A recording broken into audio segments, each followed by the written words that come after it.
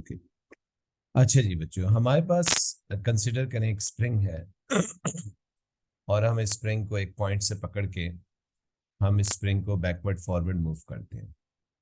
तो जैसे जैसे हम स्प्रिंग को बैकवर्ड फॉरवर्ड मूव करेंगे, यू कैन सी दैट कि आपके पास इस स्प्रिंग में एक वेव ट्रैप प्रोड्यूस हुई है और वो वेव जो है वो आपके पास आगे की तरफ जो है वो ट्रेवल करती हुई जा रही है। तो दैट पर्टिकुलर वेव बेसिकली जो हमारे पास प्रोड्यूस हो रही है, that is actually what we called longitudinal. ऐसी वेव को जो कि हमारे पास यहाँ पे स्प्रिंग के अंदर जनरेट हो रही है, that wave is actually called longitudinal wave. ठीक है, so let's write down the definition of longitudinal wave. The wave in which vibration या oscillation of medium of medium is parallel to the direction of wave travel. So this is actually the definition of longitudinal wave. ऐसी wave जिसमें medium की vibration direction of wave travel के बिल्कुल parallel हो जाए, उसी की डायरेक्शन में हो जिसके अंदर वेव ट्रेवल कर रही है, that is actually what we call longitudinal wave. ठीक है जी। अच्छा, लॉन्गिट्यूडनल वेव को अगर हम विजुअली देखना चाहें तो अगर हम इस वेव को एक सेकंड के लिए पॉज करें तो लॉन्गिट्यूडनल वेव विजुअली हमें ऐसे नजर आती है। There are some points medium में जहाँ पे पार्टिकल्स बंच अप होते हैं एक दूसरे के करीब करीब, और these points are called compression. ये compression है। compression, the points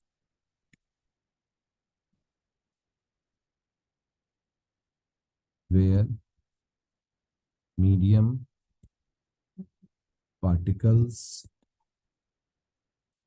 are close together. ऐसे पॉइंट्स जहां पे मीडियम के पार्टिकल एक दूसरे के करीब करीब होते हैं, क्लोज टुगेदर होते हैं, इसको हम कहते हैं कंप्रेशन। कंप्रेशन के ऊपर याद रखिएगा हाई प्रेशर होता है, क्योंकि मीडियम के पार्टिकल्स करीब करीब होते हैं। इस पर्टिकुलर हिस्से के अंदर मोर नंबर ऑफ पार्टिकल्स हैं गिवन वॉल्यूम के अंदर, तो हाई डेंसिटी का मतलब हाई प्रेशर होता है। जबकि इस जगह में अगर आप देखें तो मीडियम के पार्टिकल्स जो हैं वो एक दूसरे से दूर दूर हैं, गिवन वॉल्यूम में कम नंबर ऑफ पार्टिकल्स हैं, तो लो डेंसिटी का मतलब है लो प्रेशर होता है। और यही वजह है कि रेयर फ्रैक्शन को हम कहते हैं the point where medium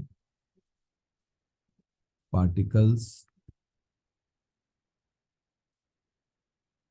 are far apart, called rarefaction. ऐसी जगह पे जहाँ पे मीडियम के पार्टिकल एक दूसरे से दूर दूर होते हैं, इन पार्टिकल्स को हम कहते हैं रेयरफैक्शन। कंप्रेशन में करीब करीब होते हैं, रेयरफैक्शन में दूर दूर होते हैं। ठीक है जी। So this is actually the definition of compression and rarefaction.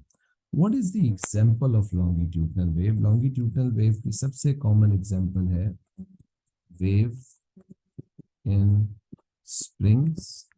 Spring में जो वेव नॉर्मली हम जनरेट करते हैं वो लॉन्गिट्यूडनल हो सकती हैं बैकवर्ड फॉरवर्ड हिलाने पे।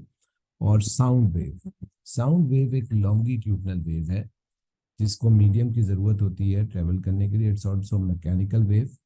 ठीक है, और इट्स अ लॉन्गिट्यूडनल वेव। ठीक है, तो longitudinal wave sound is a longitudinal wave because in which the medium vibration is parallel to the direction of wave travel. जैसे कि फॉर एग्जांपल ये एयर के पार्टिकल्स हैं। साउंड नॉर्मली हमारे पास air में हम ट्रेवल करती है तो सुनते हैं।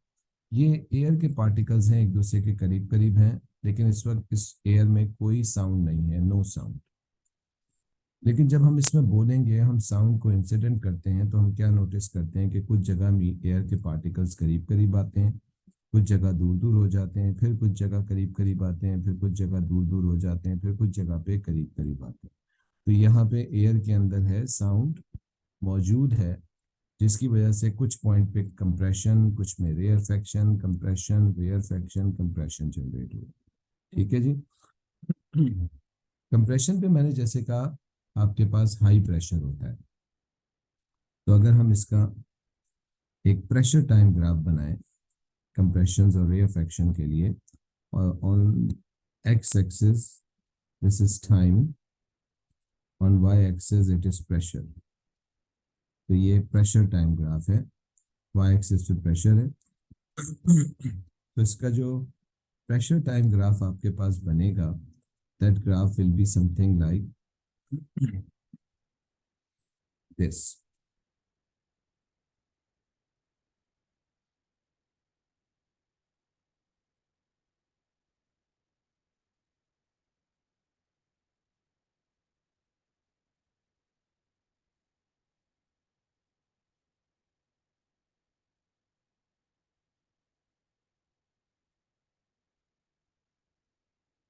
इस तरह से इसका प्रेशर टाइम ग्राफ बनेगा। This is compression, this is rarefaction, this is compression, this is rarefaction again, and this is compression.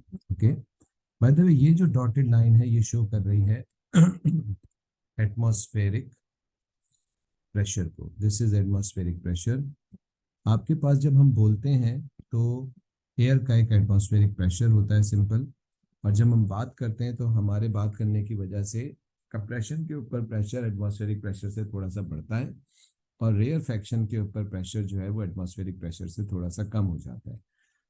तो अगर हम इसका प्रेशर टाइम ग्राफ बनाएं तो कुछ इस तरीके से आपके पास प्रेशर टाइम ग्राफ बनेगा। At compression the pressure is slightly greater than atmospheric pressure, and at rarefaction the pressure is slightly lower than atmospheric pressure. By the way दो कंप्रेशंस के दरमियान में या दो रेयरफेक्शंस के दरमियान में अगर आप डिस्टेंस लें तो ये डिस्टेंस हो जाएगा वेवलेंथ। सिमिलरली यहाँ पे जैसे कि अगर मैं दो कंप्रेशंस या दो रेयरफेक्शंस के दरमियान में डिस्टेंस लूँ, bye the way this is compression, this is another compression, तो दो कंप्रेशंस के दरमियान में डिस्टेंस जो है that is actually called wavelength. Similarly, you can do the same thing. You can take the distance between the center of the रेयरफेक्शंस। दो रेयरफेक्शंस के दरमियान में अगर आप डिस्टेंस लेंगे तो वो डिस्टेंस भी आपके पास वेवलेंथ के हो जाएगा। The distance between or the separation between adjacent compressions or adjacent rarefactions can be wavelength। ये आपके पास वेवलेंथ हो सकता है लॉन्गिट्यूडनल वेव के अंदर। ठीक है जी। So this is the story of longitudinal wave. अगर किसी को कोई चीज़ इसमें नहीं क्लियर है, कोई चीज़ अगर नहीं समझ में आई है, कोई एक्स्ट्रा पॉइंट किसी ने कोई पूछना है तो काइंडली पूछ लें। अगर ये कॉपी हो जाएगा तो बता दीजिएगा। Then I will start about the transverse wave, फिर मैं ट्रांसवर्स वेव की तरफ चलूंगा। ठीक है। कोई क्वेश्चन है किसी को तो इसमें पूछ ले भाई। Any questions anyone? Sir can you just tell एक वेवलेंथ कितना होगा अगेन? बेटा दो कंप्रेशंस एडजेसेंट कंप्रेशंस के दरमियान में डिस्टेंस या एडजेसेंट रेयरफेक्शंस के दरमियान में जो डिस्टेंस है उसको हम वेवलेंथ कहते हैं। और अपनी आसानी के लिए हम लोग हमेशा सेंटर्स ऑफ कंप्रेशंस और सेंटर्स ऑफ रेयरफेक्शंस लेते हैं। ठीक है आयशा? Yes sir. ठीक है। और बेटा किसी को कोई सवाल है? इमाद बेटा any question? No sir. Asad बेटा आप फिर लेट आए हो। So sir, मतलब one rarefaction to another rarefaction is one wavelength? Yes that's simple, that's very simple. या ठीक है। जैद, फरीहा, असद बेटा any question? No, sir. No sir. Usaid any question बेटा? No, sir. ठीक है, इसको कॉपी कर लें। कॉपी करते हुए भी किसी के जहन में कोई सवाल आ रहा है तो पूछ लें।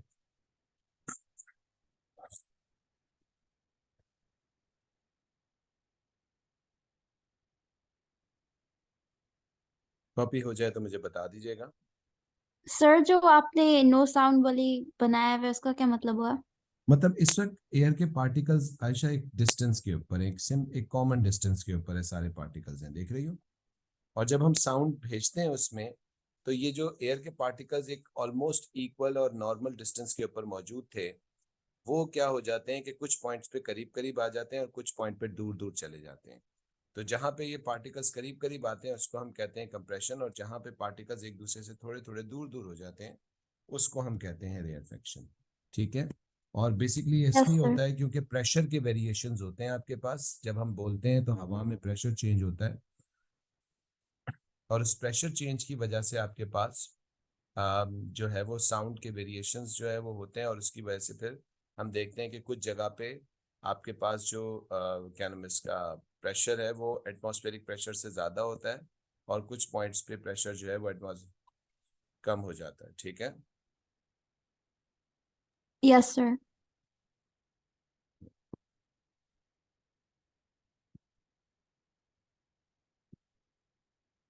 हो गया कॉपी।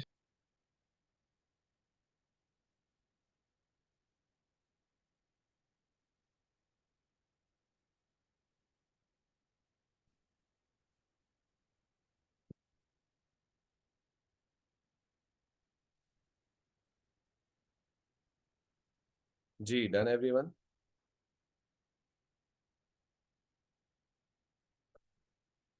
Yes sir, done. जी सर हो अच्छा जी, तो this is actually what we call longitudinal wave.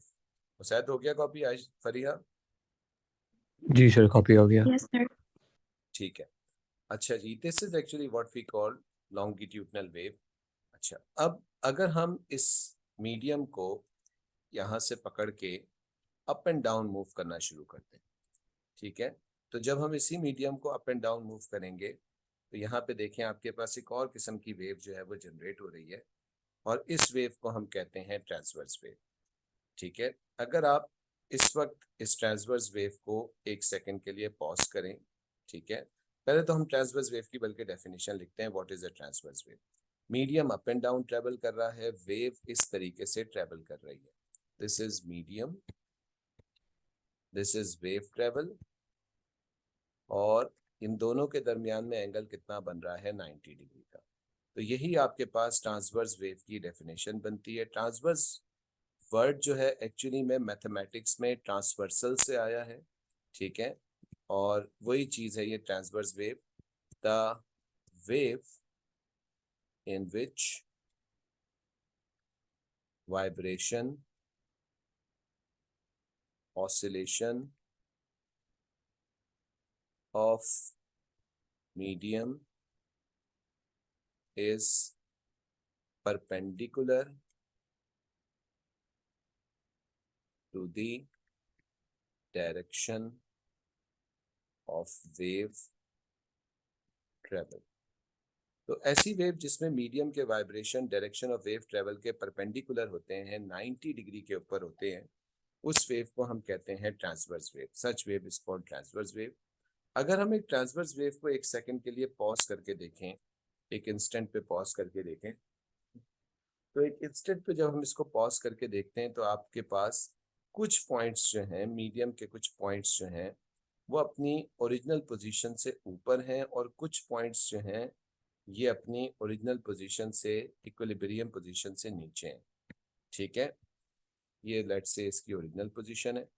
तो यू कैन सी दैट कि कुछ पार्टिकल मीडियम के ओरिजिनल पोजीशन या equilibrium position, this is the equilibrium position. Equilibrium position से जो पार्टिकल ऊपर है इनको हम कहते हैं पीक, या हम इनको क्या बोलते हैं? क्रस्ट। ठीक है, इनको हम क्या बोलते हैं? क्रस्ट। और वो पॉइंट्स जो कि अपनी इक्विलिब्रियम पोजीशन से नीचे हैं। अच्छा, ऊपर वाले पार्टिकल्स जो क्रस्ट में होते हैं उनकी हमेशा पॉजिटिव डिस्प्लेसमेंट होती है, तो यही क्रस्ट की डेफिनेशन होती है। The particles with positive displacement is called crust, और नीचे वाले जो पार्टिकल्स होते हैं इनको हम बोलते हैं troughs. These are called troughs. The particle with negative displacement, negative displacement means अपने इक्विलिब्रियम पोजीशन से नीचे होते हैं, इज कॉल्ड ट्रफ। ठीक है जी। तो वो पार्टिकल जो अपनी इक्विलिब्रियम पोजीशन से ऊपर होंगे उसको हम कहेंगे क्रस्ट, और वो पार्टिकल जो अपनी इक्विलिब्रियम पोजीशन से नीचे होंगे उसको हम कहेंगे ट्रफ। ठीक है जी। अगर हम दो ट्रफ्स या दो क्रस्ट के दरमियान में डिस्टेंस निकालें, जैसे कि इस क्रस्ट से लेके इस क्रस्ट तक का डिस्टेंस हम निकालें, तो ये होगा वेवलेंथ। सिमिलरली अगर हम दो ट्रफ्स के दरमियान में डिस्टेंस निकालें, जैसे कि ये एक ट्रफ है, ये एक ट्रफ है, तो ये डिस्टेंस भी इस केस में क्या हो जाएगा, वेवलेंथ हो जाएगा। सो this is actually what we call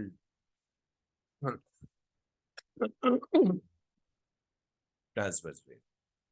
अच्छा जी, ट्रांसवर्स वेव कौन सी वेव्स होती हैं? तो ट्रांसवर्स वेव अगर हम स्प्रिंग को अप एंड डाउन मूव कराएं तो वो ट्रांसवर्स वेव है, या हमारे पास transverse wave water waves are also transverse waves, या सबसे कॉमनली ऑल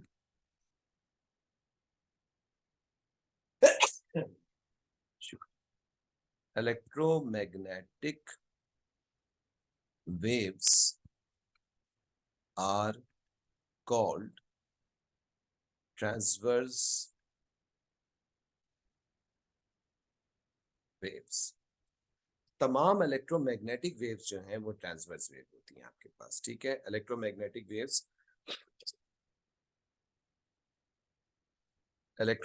वेव्स में हमारे पास 7 किस्म की वेव्स हैं, और जब ये 7 किस्म की वेव्स एक साथ इकट्ठी जमा होती हैं तो हम उसको कहते हैं इलेक्ट्रोमैग्नेटिक स्पेक्ट्रम।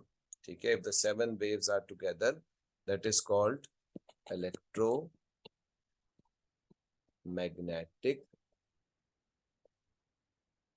स्पेक्ट्रम। ठीक है, इसको हम इलेक्ट्रोमैग्नेटिक स्पेक्ट्रम कहते हैं। इनमें कौन कौन सी वेव्स होती हैं? इसमें सबसे पहले वेव होती है गैमा वेव, फिर एक्स रेज, उसके बाद विजिबल लाइट, फिर उसके बाद इंफ्रारेड, उसके बाद अच्छा ये एक मिस हो गई इसमें से, बीच में से एक्स रेज के बाद सॉरी अल्ट्रा वायलेट होती है, फिर उसके बाद विजिबल लाइट होती है, उसके बाद इंफ्रा रेड, और इंफ्रारेड के बाद होती है माइक्रोवेव्स, और उसके बाद जो होती है that is called radio waves. ठीक है जी। इस इलेक्ट्रोमैग्नेटिक स्पेक्ट्रम में एक और स्पेक्ट्रम होता है which is called light spectrum, जिसमें इस साइड पे लाइट स्पेक्ट्रम के होती है वॉयलेट लाइट, क्योंकि ये किससे टच हो रही होती है, अल्ट्रा वायलेट से, और इस साइड के ऊपर होती है रेड लाइट जो कि टच हो रही होती है इंफ्रारेड के साथ, और मिडल में इसके बिल्कुल लाइट के स्पेक्ट्रम में ग्रीन भी होता है, ऑरेंज कलर भी होता है, येलो कलर भी होता है, ब्लू, इंडिगो, इस तरीके से आपके पास ये डिफरेंट कलर्स होते हैं।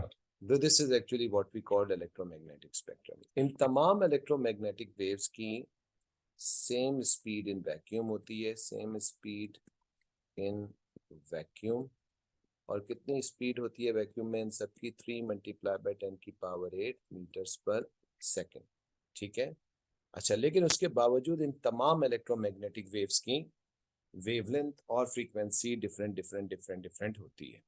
ठीक है, सबसे हाईएस्ट फ्रीक्वेंसी गैमा वेव्स की होती है, और सबसे लोएस्ट फ्रीक्वेंसी रेडियो वेव्स की होती है। इसी तरीके से अगर गैमा की सबसे हाईएस्ट फ्रीक्वेंसी है तो शॉर्टेस्ट वेवलेंथ, और इसी तरीके से अगर रेडियो की लोएस्ट फ्रीक्वेंसी है तो लॉन्गेस्ट वेवलेंथ होती है। इसका मतलब है कि अगर तुम गैमा से रेडियो की तरफ जाओगे तो वेवलेंथ बढ़ेगी और फ्रीक्वेंसी कम होगी, और अगर आप रेडियो से गैमा की तरफ जाएंगे तो वेवलेंथ कम होगी और फ्रीक्वेंसी यानी वेवलेंथ शॉर्ट होती जाएगी और फ्रीक्वेंसी बढ़ती जाएगी। यानी फ्रीक्वेंसी और वेवलेंथ हमेशा एक दूसरे के इनवर्सली प्रोपोर्शनल होते हैं, लेकिन उसमें शर्त क्या है कि स्पीड कांस्टेंट हो। ठीक है, if the C is constant then आपके पास फ्रीक्वेंसी और वेवलेंथ जो है वो हमेशा इनवर्सली प्रोपोर्शनल होती है। अच्छा, bye the way electromagnetic waves की स्पीड के लिए नॉर्मली हम v की बजाय c का सिंबल इस्तेमाल करते हैं। वी यूज c सिंबल, हम इनके लिए c का सिंबल इस्तेमाल करते हैं। यही वजह है कि जो हमने इक्वेशन स्पीड की पढ़ी थी v is equals to F lambda, ये हम इलेक्ट्रोमैग्नेटिक वेव के लिए लगाते हैं c is equals to F lambda. ठीक है जी। So this is actually the basic small story of electromagnetic waves. ये सारी इलेक्ट्रोमैग्नेटिक वेव तमाम जनरल वेव प्रॉपर्टीज को फॉलो कर रही होती हैं। जनरल वेव प्रॉपर्टीज का मतलब है कि reflection, refraction, diffraction, polarisation, dispersion, हर चीज को ये जो है तमाम फिनोमेना को, इंटरफेरेंस, सुपरपोजिशन, हर फिनोमेना को जो है ये तमाम इलेक्ट्रोमैग्नेटिक वेव्स जो है वो कर रही होती है, फॉलो कर रही होती है। हाँ, एक चीज आप लोग याद रखिएगा कि इन इलेक्ट्रोमैग्नेटिक वेव्स की आपको वेवलेंथ्स और फ्रीक्वेंसीज जो है वो याद करनी पड़ेंगी। ठीक है, और मैं ग्रुप के ऊपर एक टेबल शेयर कर दूंगा आप लोगों के साथ। आप लोग इनकी तमाम की फ्रीक्वेंसीज को और वेवलेंथ्स को, बाय द वे अगर आप फ्रीक्वेंसी को याद कर लेंगे तो वेवलेंथ जो है वो खुद ब खुद जो है वो आपकी याद हो जाएगी। तो सिंपली किसी एक चीज को अगर आप लोग याद कर लें तो आपके पास जो है वो दूसरी चीज आप खुद ब खुद you can find it out. आप easily the next thing you can easily find out of your own. अपने v C is equals to F lambda का जो फॉर्मूला है वो आप लगा के इनकी वेवलेंथ और फ्रीक्वेंसी को निकाल सकते हैं। ठीक है जी। कोई क्वेश्चन है किसी को अभी तक तो पूछ लें जी। सर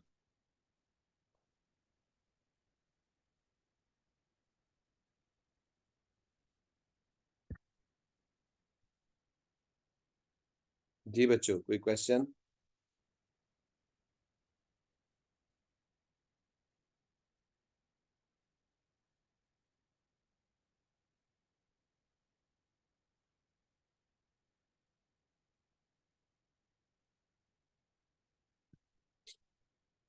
अगर मैं रफली रफली इनकी वेवलेंथ्स लिखूं तो इनकी रफली जो वेवलेंथ्स हमारे पास होती हैं, गैमा की वेवलेंथ 10 टू द पावर -12 होती है, एक्सरे की 10 to the power -10, ultraviolet की 10 टू द पावर -8। आप देखें मैं -2 चेंज करता जा रहा हूँ।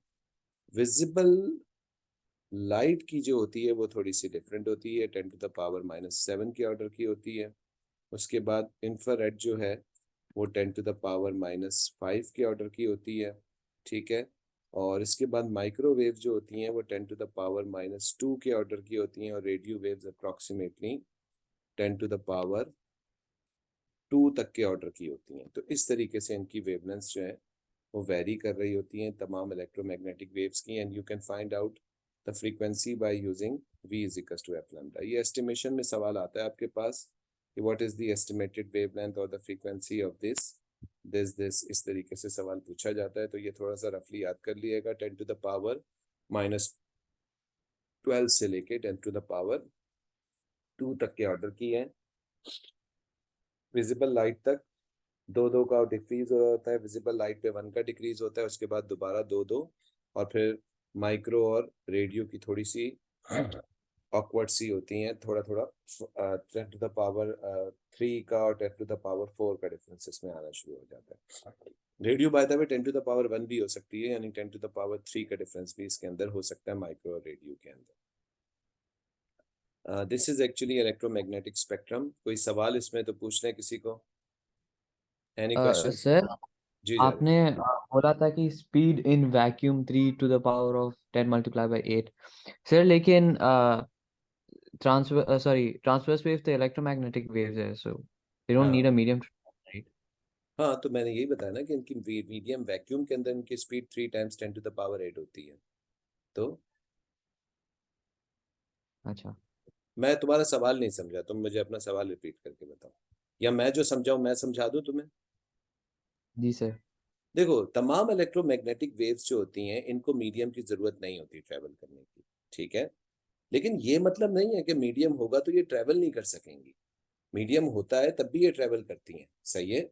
यानी ये तमाम इलेक्ट्रोमैग्नेटिक वेव जारिफ वाटर में भी ट्रैवल करती हैं, ग्लास में भी ट्रैवल करती हैं, ट्रांसपेरेंट मीडियम्स के अंदर ट्रैवल करती हैं ये सारी की सारी इलेक्ट्रोमैग्नेटिक वेव्स, ठीक है ना। अब जैसे कि वाटर एक डेंस मीडियम है, तो वाटर के अंदर जब ये इलेक्ट्रोमैग्नेटिक वेव जाती हैं तो इनकी स्पीड थोड़ी सी कम हो जाती है। सबसे ज्यादा तेज इनकी स्पीड वैक्यूम के अंदर होती है, और वो कितनी होती है, 3 × 10⁸ मीटर्स पर सेकेंड। जब ये वाटर में जाती हैं तो इनकी स्पीड तकरीबन तकरीबन 2 × 10⁸ मीटर्स पर सेकेंड के आसपास चली जाती है, ठीक है। यानी थोड़ी सी कम हो जाती है। और जब यही इलेक्ट्रोमैग्नेटिक वेव ग्लास के अंदर जाती हैं तो इनकी स्पीड तकरीबन 1.5 से लेके 1.4 मीटर्स पर सेकेंड तक होती है, यानी कम हो जाती है। सबसे फास्टेस्ट ये वैक्यूम में ट्रेवल कर सकती हैं, ये वैक्यूम में भी ट्रेवल कर सकती हैं, लेकिन इसका ये मतलब नहीं है कि ये मीडियम में ट्रेवल नहीं करती। ये मीडियम में ट्रेवल करती हैं लेकिन थोड़ी सी स्लो होकर ट्रेवल करती हैं, ठीक है। आई होप समझ में आई होगी चीज, या मैं अगर नहीं समझा सवाल तुम्हारा तो प्लीज उसको पूछ लो दोबारा, मैं फिर एक्सप्लेन कर देता हूँ उसको, जी समझ आ गया सर, थैंक यू। ठीक है। और एयर में इनकी स्पीड तकरीबन 2.99 × 10⁸ होती है, जिसको अप्रोक्सीमेटली हम 3 ही कंसिडर कर रहे होते हैं, ठीक है।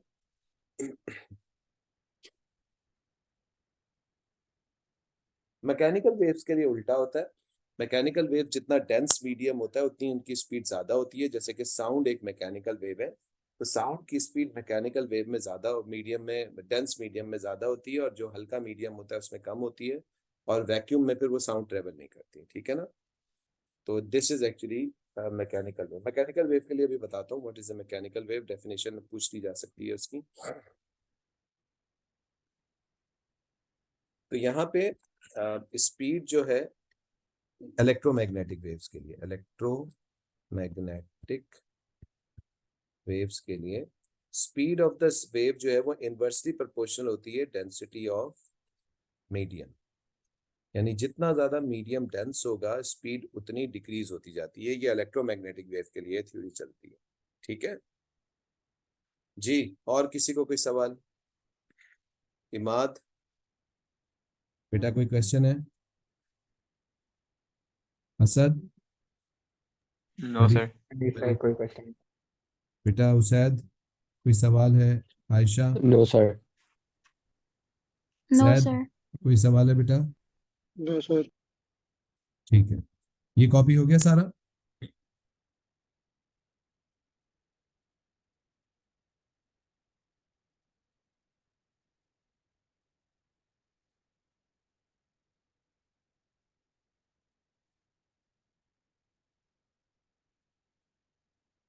जी बच्चों, ये कॉपी हो गया? Yes, sir. जी सर।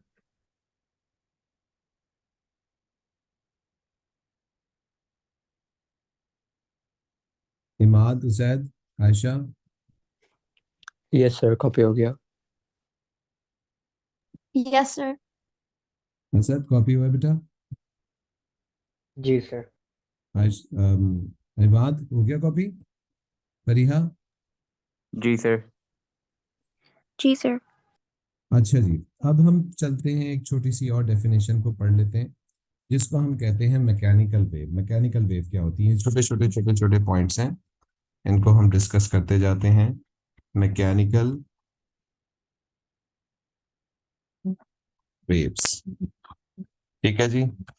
मैकेनिकल वेव्स क्या होती हैं? The waves which needs medium to travel. ऐसी वेव्स जिनको मीडियम की जरूरत होती है ट्रेवल करने के लिए, इनको हम कहते हैं मैकेनिकल वेव, ठीक है।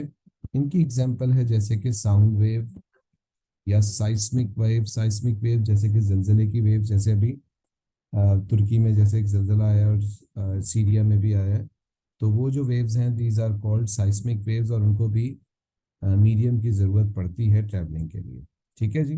So what are mechanical waves? The mechanical waves which needs a medium to travel. Seismic waves हमारे सिलेबस में नहीं है, तो I'm not going to write it actually.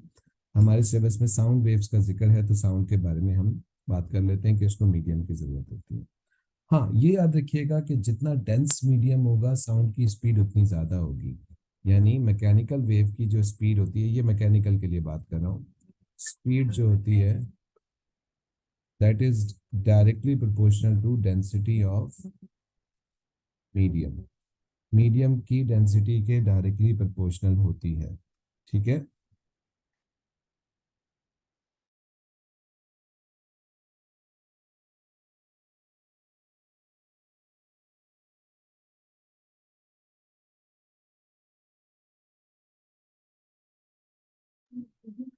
जितना ज्यादा डेंस मीडियम होगा आपके पास, साउंड की स्पीड उतनी ज्यादा होगी। साउंड की स्पीड एयर के अंदर तकरीबन 320 से लेके 360 मीटर्स पर सेकंड तक होती है, ठीक है।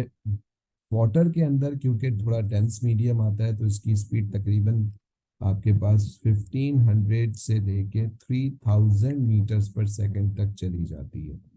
ऑब्वियसली वाटर की डेंसिटी ज्यादा है, और यही वजह है कि ग्लास के अंदर या सॉलिड्स में इसकी स्पीड जो है वो तकरीबन 3000 मीटर्स पर सेकंड से लेके मोर देन 5000 मीटर्स पर सेकंड तक चली जाती है, ठीक है जी। तो ये एक छोटा सा साउंड की स्पीड के बारे में भी एक स्केल है।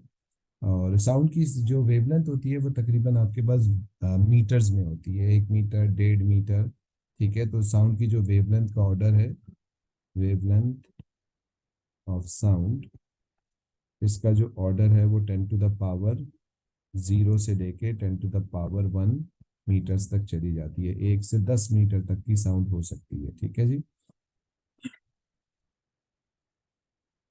ऑब्वियसली एक्सेप्शनल केसेस होते हैं जिसमें बहुत ज्यादा लो वेवलेंथ यानी हाई पिच की साउंड भी हो सकती हैं, लेकिन नॉर्मली साउंड जो है वो आपके पास इस ऑर्डर में चल रही होती है, ठीक है जी। ये भी जल्दी से नोट डाउन करें। ऑब्वियसली इसमें कोई क्वेश्चन है किसी को तो पूछ ले, लेकिन आई थिंक ये बिल्कुल सिंपल सी चीजें हैं, याद करने वाली चीजें। जी, कोई क्वेश्चन तो नहीं है इसमें किसी को? No, sir. No, sir.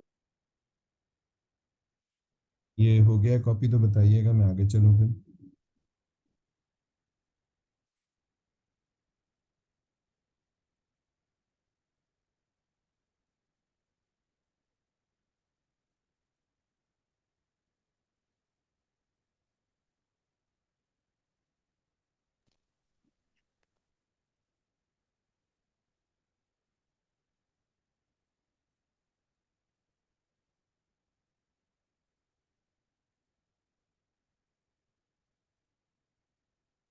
जी, कॉपी हो गया? जी सर। कॉपी हो जाए तो आप लोग काइंडली मीटिंग को रीज्वाइन कर लीजिएगा, प्लीज रीज्वाइन द मीटिंग, ठीक है।